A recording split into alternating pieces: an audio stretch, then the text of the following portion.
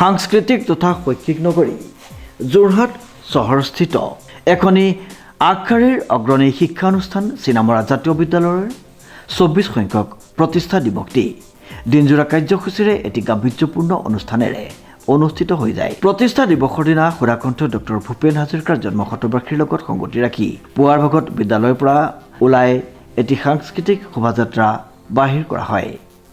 আমি আজি এটা সাংস্কৃতিক শোভাযাত্ৰা উলিয়াইছোঁ, আপোনালোকে সকলোৱে দেখিছে। এই সাংস্কৃতিক শোভাযাত্ৰাত আমি ডক্টৰ ভূপেন হাজৰিকাৰ সৃষ্টিৰাজিক বা তেওঁৰ যি সমন্বয়ৰ বাৰ্তা, সেই সমন্বয়ৰ বাৰ্তাক আমি আগবঢ়াই নিছোঁ আৰু লগতে আমাৰ সকলোৱে প্ৰাণৰ শিল্পী, অসমৰ হাৰ্থব, অসমৰ হিয়াৰ আমঠু জুবিন গাৰ্গক যি আমি হেৰুৱালোঁ অকালতে, এই যি অনাকাংক্ষিত ঘটনা তাৰো প্ৰতিবাদত আমি আজি জুবিন গাৰ্গকো আমি আগস্থান দিছোঁ গোটেই শোভাযাত্ৰাটোত। আৰু এই শোভাযাত্ৰাৰ জৰিয়তে আমি এটাই বাৰ্তা দিব বিচাৰিছোঁ যে ভূপেন হাজৰিকাই যিখন সমন্বয়ৰ অসম বিচাৰিছিলে, সকলো ধৰ্ম, হিন্দু, মুছলমান, খ্ৰীষ্টান, জৈন, পাৰ্চী, বুদ্ধ সকলোৰে যিটো সমন্বয়ৰ ধৰ্ম, সমন্বয়ৰ যিটো জাতি, সেই জাতি গঢ়িব লাগে।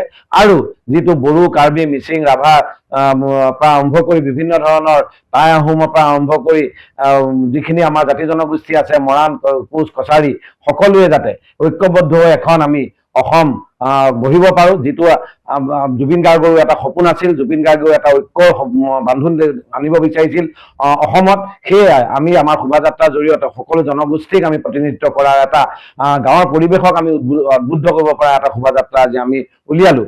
আৰু তাৰ লগতে বিয়লি 4 বজাৰ লগে লগে আমাৰ মঞ্চত আহিব 24তম প্ৰতিষ্ঠা দিৱসৰ মঞ্চত উঠিব বিশিষ্ট সংগীত শিল্পী অনুপম শইকীয়া।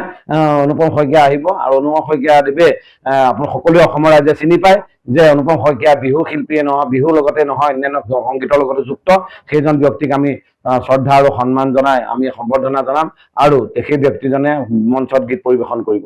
সকলোৱে ৰাইজৰ উপস্থিতি আৰু বিশেষকৈ শোভাযাত্ৰাটো সফল কৰাৰ বাবে মই সকলোকে ধন্যবাদ আৰু কৃতজ্ঞতা জ্ঞাপন কৰিছোঁ। ৰাতি অনুষ্ঠানলৈ সকলোকে আহ্বান জনাইছোঁ। ধন্যবাদ।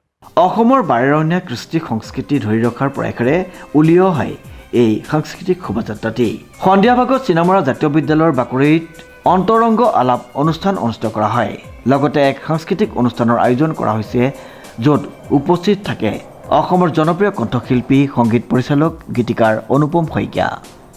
ডিজি বৰাৰ ৰিপৰ্ট, নিউজ নাও।